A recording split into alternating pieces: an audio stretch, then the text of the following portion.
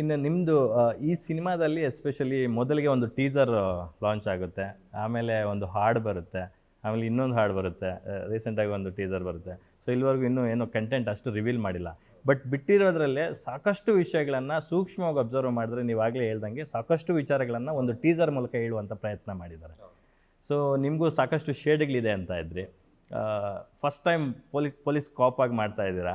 So ನಿಮಗೆ police ಕಾಪ್ roll ಮಾಡೋದಕ್ಕೆ ಯಾರು ಇನ್ಸ್ಪಿರೇಷನ್ ಅಂತಕ್ಕಂಥ?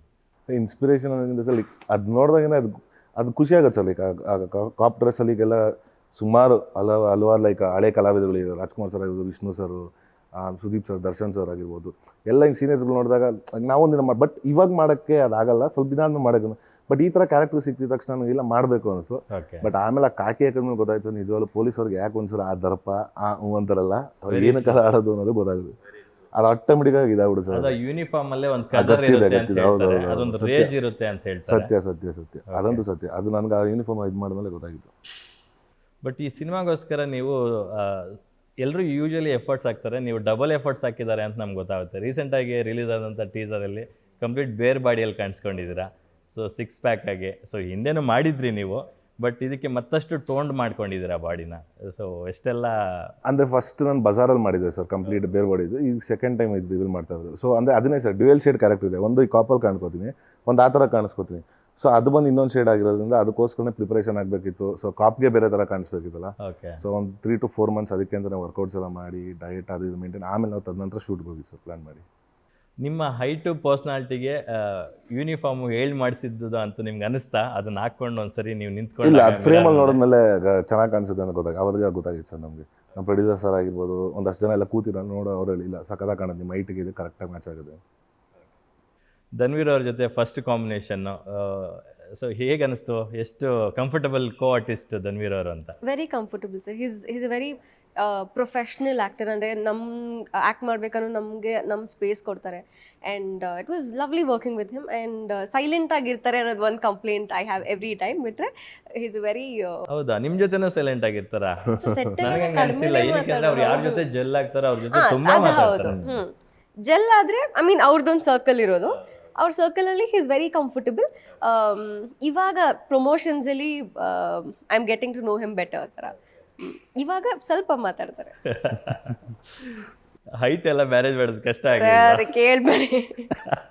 ಅಫ್ಕೋರ್ಸ್ ಕಷ್ಟ ಆಗುತ್ತೆ. ಅಂದರೆ ಹೀಲ್ಸ್ ಅಷ್ಟೇ. ಆಮೇಲೆ ಅವ್ರು ಸ್ವಲ್ಪ ಬೆಂಡ್ ಮಾಡ್ತಾರೆ, ಅಂದರೆ ಲೈಕ್ ಸ್ಟ್ರೆಚ್ ಮಾಡಿ ಸ್ವಲ್ಪ ಶಾರ್ಟ್ ಕಾಣ್ಬೋದಲ್ಲ ಬಾಯ್ಸ್.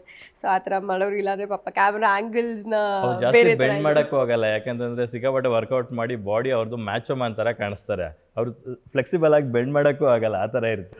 ಆ ಥರ ಬೆಂಡ್ ಅಲ್ಲ ಸರ್,